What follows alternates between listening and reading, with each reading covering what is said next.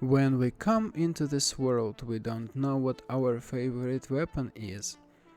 Some kids in my youth had it easy, proudly saying that their favorite weapon was the AK-47, which, to be honest, is a solid pick.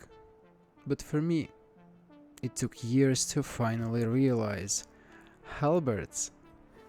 Hello and welcome, I'm your friendly neighbor Leksik Keksik, and today we'll beat the classic Demon's Souls, using only halberds, or polearms as this game calls the weapon class. If you want answers to questions nobody asked, no, technically you can't beat the game using only halberds, but hold that thought for a minute. In Demon's Souls, one of the classes actually starts with a halberd, so the hardest part is already over. Thank gods. Let's strip away all unnecessary gear and crush the competition. With the mighty halberd and some fairly fresh memories of this boss, I snagged the first Demon's Soul before the game even truly began. Let's go!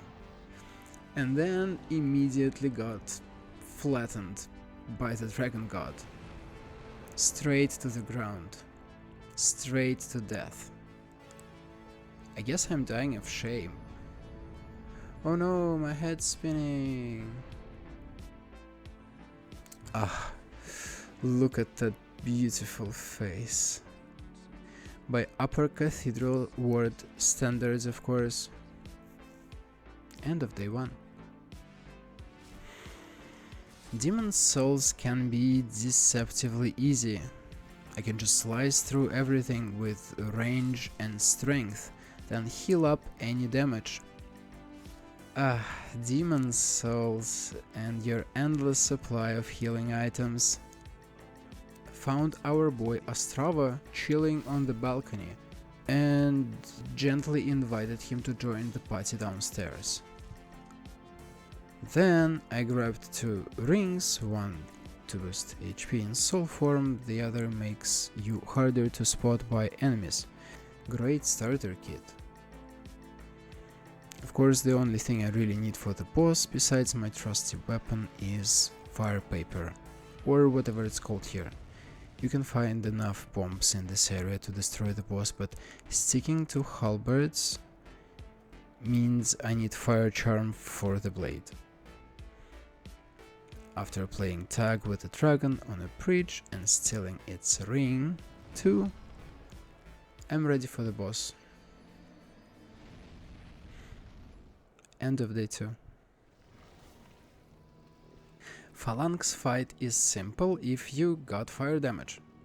I ran around, poking the blob ball, healing behind pillars. I had to use a second turpentine, but I bet it's possible to press harder and focus on his minions better to wipe them out with just one turpentine. Okay, the first demon outside the tutorial is down.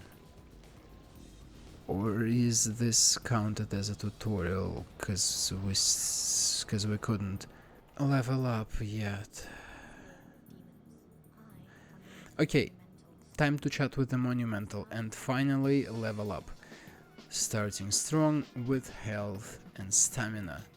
End of day 3. Decided to head into the Stone Fang tunnels.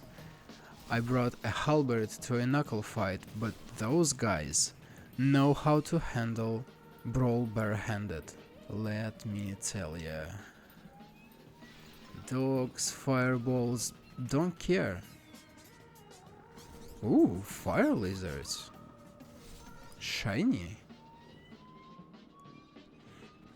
I opened the shortcut to the blacksmith and had a weird flashback from that game about Horror Park. End of day 4. Made my way to Armored Spider, died once thanks to input lag inside my own brain. Dude, I'm telling you, this was the longest armored spider fight you've ever seen. I think during the first round I didn't even do any damage, just slowly relearning the boss's attacks and laughing at dodge rolling through its melee swings. So janky, I love it. On the other hand, it's unrealistic for me to go through blades, so maybe it's fine. I don't know. Good thing I grabbed a flame resistance ring from the dragons in Boletaria. It helped me tank those fireballs right to the face. Finally brought it down after 6 or 7 rounds, claiming another demon soul. I slowly proceeded to Valley of Defilement to file Ring of Magical Dullness, then touched a rat and died from a plague. End of day 5. Switched to Boletaria for a quick win. Speedran my way through the castle hunting my next target. Saved Astrava again and faced the Tower King, the Tower Knight. Is it because it's as big as that tower? Or does it replace a tower, being moving tower on itself? I danced with it for a while, but first eliminated the crossbowmen, because they're just so annoying. Then, in classic Demon Souls fashion, the knight collapsed, smashing me with its massive body, and of course it fell in such a way that its head was far away from me, so I barely did any damage. Took just a couple of swings to bring the demon to its knees, and this time I took full advantage of the damage phase. End of day 7.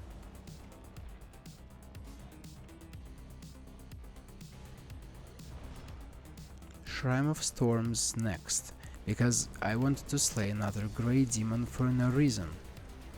Then I trusted the wiki and lost my Ring of Magical Dullness, trying to get another weapon from the crows. So I decided to grab a Regenerator's Ring instead. These golden skelly boys are broken. Every time I play I don't understand, it's like they don't even see you. Or maybe it's a silent spit in the face, you know? Is it like I'm not enough of a threat for them to waste energy rolling at me to kill me? Anyway, with the Regenerator's Ring on me and not just in my pocket, I faced the Adjudicator. Black fire coating my level 4 Halberd was enough to make it collapse after just a few swings. I was not expecting that. A second couple of swings to reach its head and then poke it with the sharp end. Another demon has fallen. It's that simple. End of day 9. Valley of Defilement next. I used the good old tactics of slowly killing everything that moves. Took my time with the big guys and cheesed plague rats, as everyone should. Before I knew it, I stumbled into the boss arena completely unprepared. Lichmonger packs some serious firepower, especially against close combat builds. It slowed me down, drained my health, but my Regenerator's Ring negated most of it. So I rolled in as fast as I could, lit up black fire, healed and started swinging. One more demon down. Back at Monumental Headquarters, I picked up a couple of situational spells just in case I actually remember to use them. Hey bud, is that our buddy Patches? Second merchant in the hub? You were spoiling me, Demon Souls. Stop. End of day 12. You may have noticed by now that I'm not losing my human form in the Nexus every time I return, so... And no, it's not because I'm clueless. I actually have a plan. Let's ruin the Lower of Tatria. Why, you ask? For another polyarm, of course. I just need to make this area way harder than it should be and kill this dude, Lord Lindell.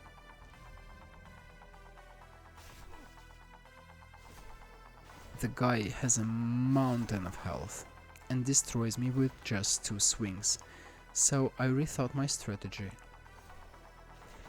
Every big two-handed weapon has the same weakness in this game. Very tight corridors.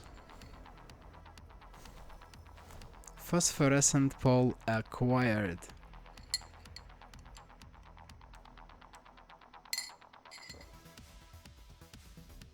So what if I can't use it right now? If I finish this tower, I'll be able to wield it, no problem. More problems actually, since I dragged this world into pure black tendency. Now there are more enemies and they're stronger. But they give more souls. Hopefully it won't make it too brutal. End of day 13. Next day was a statuary holiday, so I played in the morning.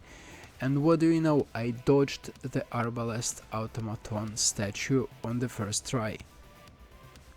Killed Fool's Either follower upstairs and started the boss encounter. On my first attempt, I somehow got stuck in the same trap. My god, what am I doing?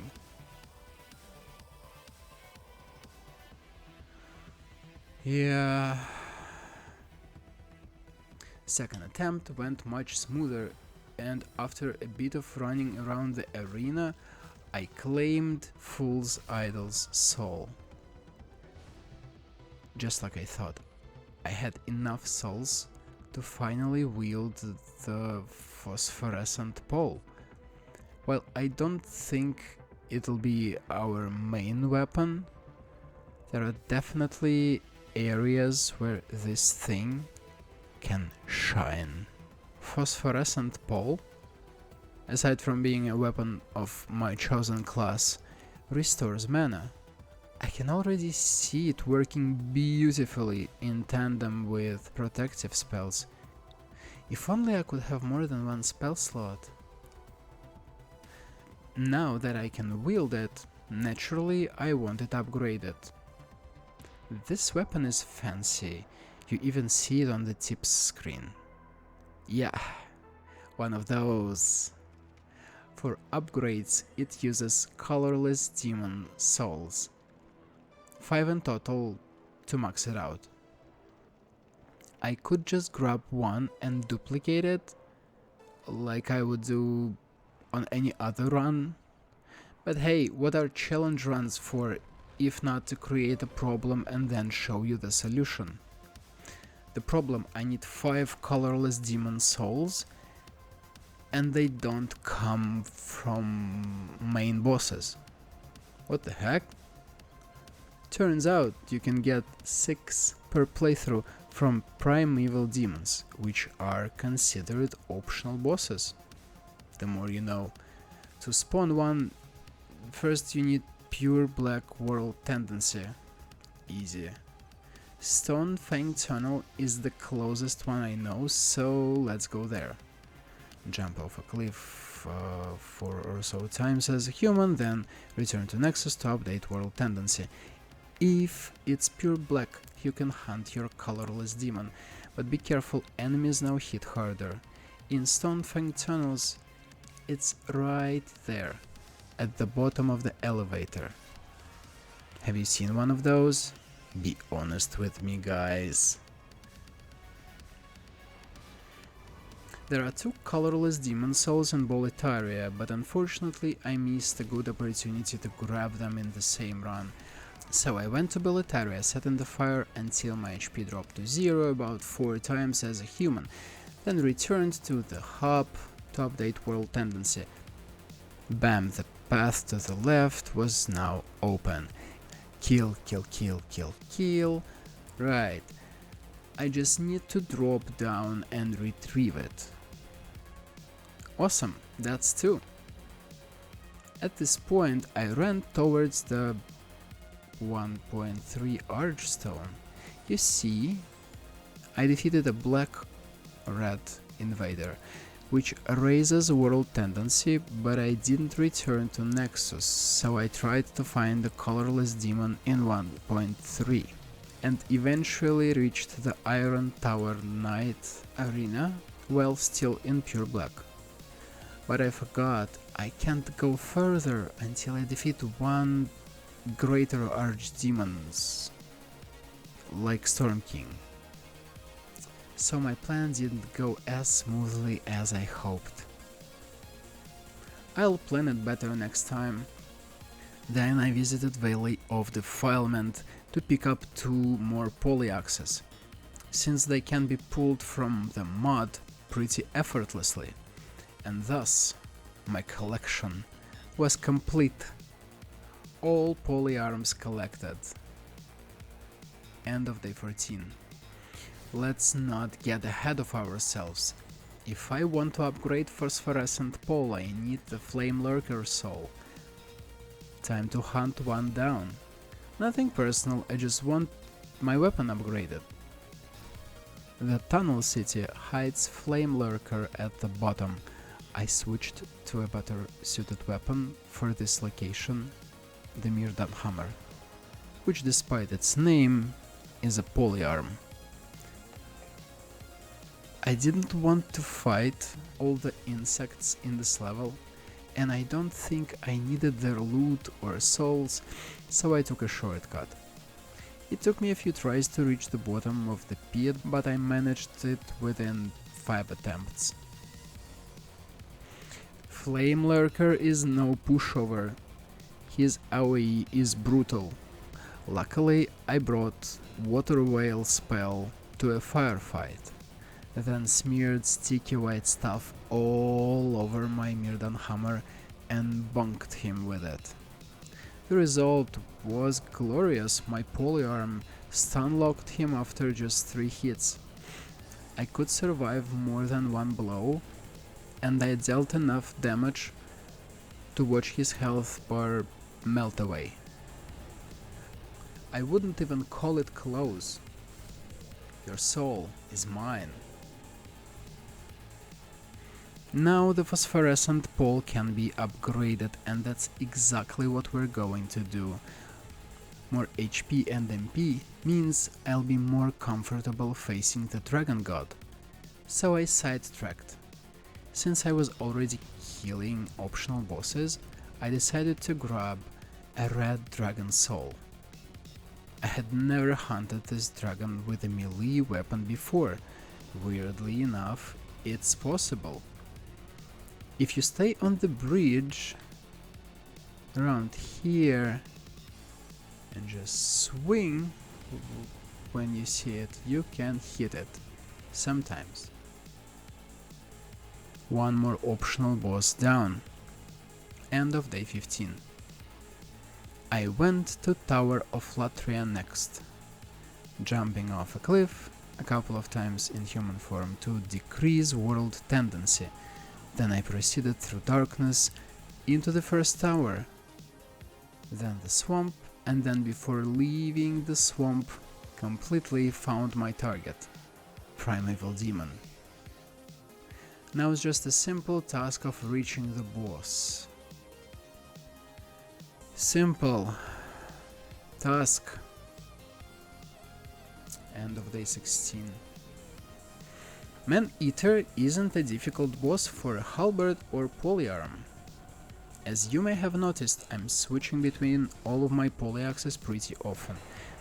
The war scythe is long enough to hit it in the air sometimes, so as long as I don't fall, keep the protection spell active, keep my health nice and high, and keep my halberd burning, all at the same time. Then I can quickly summon the second Man-Eater, Look, I was powerful enough to evaporate the first before the second even reached me. Like a coincidence that I didn't fall once and was able to heal every time. Another demon's soul is mine. Realized I could save Sage Freak and just did it. Immediately got the warding spell for extra protection and reached soul level 40. Equipped with new defensive magic, I stepped through the Latria Archstone for the last time. The stairs brought me face to face with a menacing foe, a tentacle-headed mage, and it bested me easily with its stun crit shockwave combo. After the staircase ordeal, I encountered the old monk. My loadout: Warscythe, Blackfire, Turpentine and warding spell. I decided to take advantage of full HP bar and stepped into the arena as prepared as one can be. Except of course, I forgot to switch the cling ring to something useful. I tragically lost the ring of magical dullness trying to trade with crows, but I guess that trade only exists in remake. Reflecting on the fight, I don't know what ring could have made it better, because it was fine as is. I dodged his attacks well enough, his magic couldn't kill me outright, and with my weapon's reach, it was inevitable. My first great demon soul, the yellow demon soul. And then I thought, if I'm messing with Black World tendency anyway, why don't do something else I don't usually do? Meet Black Phantom Satsuki. He spawns only in Black Tendency Shrine of Storms, so I showed him my best combo so far, and he seemed impressed. He wields the cursed katana, and might be worth killing early if you're doing a katana only run.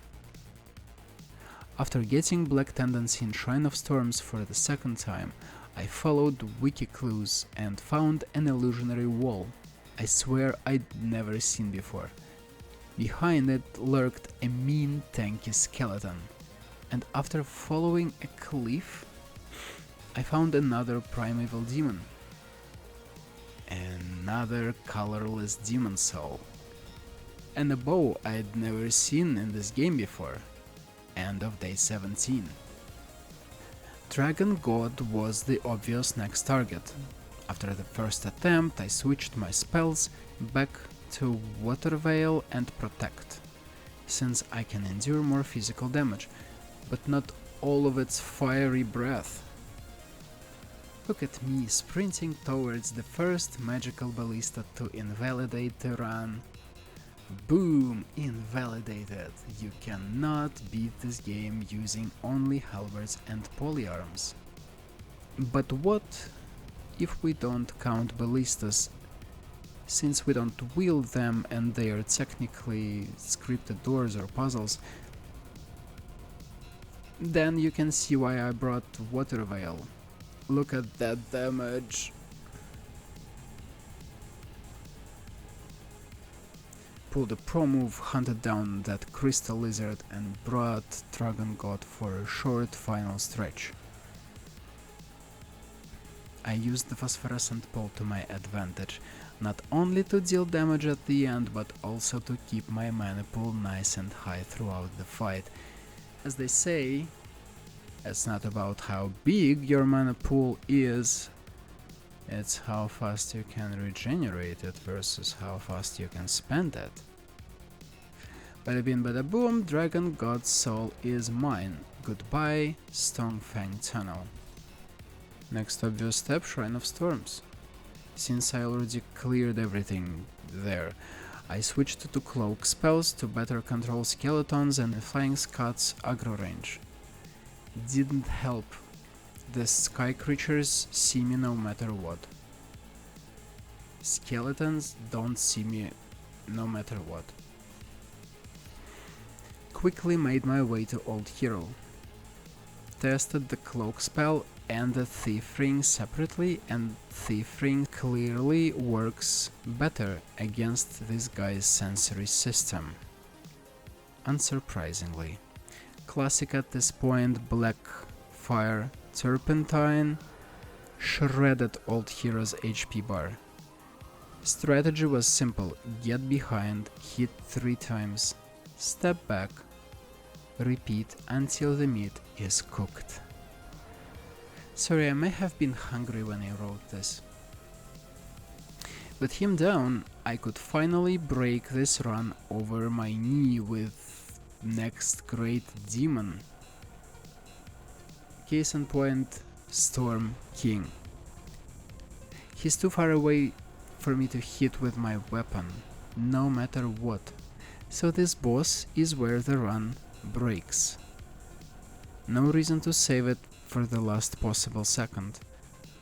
I picked up the Storm Ruler sword, hid, and proceeded as usual, hiding behind the building wall while firing Getsuga Tensho. The unique ability of this weapon only works in this arena. It can send a powerful wave into the demon.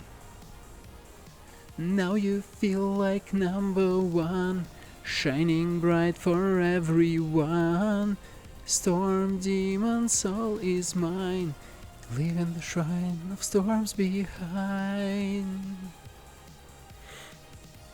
Only one world left before we return to Boletaria. End of day 18. Valley of Defilement is as welcoming as ever. If you enjoyed the sound of flies as a kid during summer, you might like it. Close your eyes. It almost sounds like a summer by the river, doesn't it? Dang, this location just wants us to think it's bigger and harder than it really is. As usual, the answer to most of my problems, Cloak spell. It took me a while to find Selene in the swamp, but there she was. She bested me once, but the second time I took the high ground and abused her obsessive need to heal poison or just heal in general.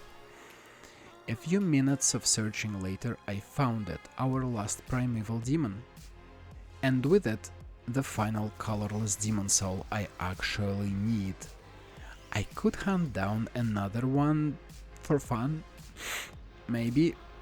I mean, I won't be able to kill the blue dragon as far as I know, so I can't clear all optional bosses anyway. I don't know. End of day 19.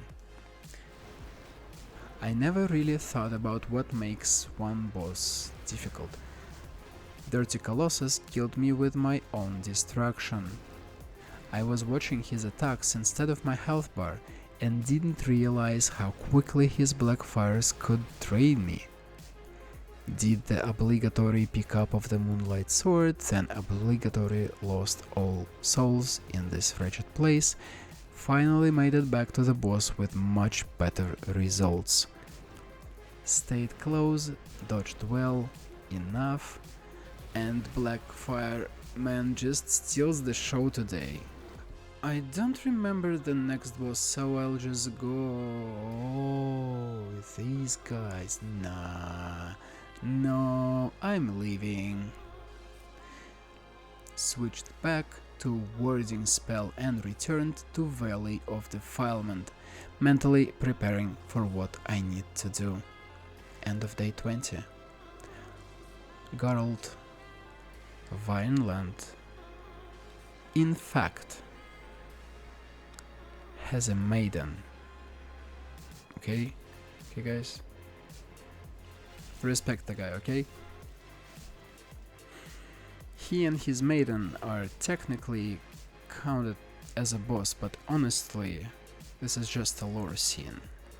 He didn't want to go upstairs, so I had to trek down into the plague swamp to get his attention.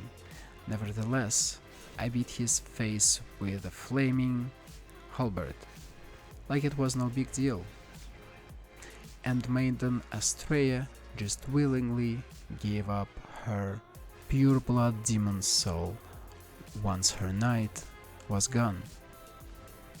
Truly, a faithful maiden. Only one world remains. End of day 21. I spent all the demon souls I hadn't exchanged for support spells yet, trying to wear the Gloom armor set. My stamina bar is now longer than my health bar in soul form with Cling Ring, but I still can't wear it and roll normally. Okay, did a couple of side quests in Boletaria, saved the guy from prison, saved Ostrava again, saved a magical maiden from a different prison. End of day 22. Penetrator wasn't a big issue this time. Unknowingly, I brought Brior of the Twin Fangs into the fight. Well, the more the merrier, I guess. The guy really took the boss's attention. I didn't even need the Blackfire. Protective spell gave me the ability to withstand the Penetrator's penetration attack, and I survived the fight without a problem, even with a half health bar. Short fight, but it gave me enough souls to finally wear all pieces of my Gloom armor without slowing down. Oh yeah! It's the final stretch. Let's go! Final stretch was easier than I thought. The worst part was having to kill Ostrava, since I'd saved him up to this point. I had no reason to fight the real king, but I'll take the sword. End of day 23. I reached the good old fake King Eland, died once while relearning his moveset, and unfortunately lost a level. But who cares? Old King is a great boss, fast, deadly enough to kick you to the moon in one good strike if you're unprepared, with a solid moveset that punishes you at any distance. Just like every other king, this one can't withstand a halberd to the face, or in this case, burning war scythe. Man, I love this build. I'm sure it could be better, but as usual, I'm not trying to be perfect. I don't think I leveled strength or agility far beyond weapon requirements. I'm just enjoying the game. Fake King falls. Our road to the Great Demon is opened, and it's waiting. You know the drill. Giant sword breaks the floor of the Nexus. Feet Lady says, yeah, that's totally what I expected to happen, and we jump into it. While wave falling, I rank my favorite polyarms. Definitely War Scythe first, then Halberd, classic, then Phosphorescent Pole for obvious mana regen, and finally Mirdan Hammer as the least Parota Kaduva. Black Turpentine, goated dude, I can't believe it's so powerful. I switched back to Halberd. Lore bosses don't require me to use my best weapon, it literally just exists. And just like that, I'm no longer bound to the Nexus and can move to the next world. I love the way she says at the end that you'll be remembered as a hero. By whom? That's just copium, bro. Copium. Pure copium. Well, anyway, end of day 24. another world conquered with halberds and polyaxes. And I'm not planning to stop anytime soon. You can suggest a game in the comments that has halberds in it, or even just a halberd. Thank you for watching. Click like if you know what day of the week today is, and I'll go back to my halberd obsession.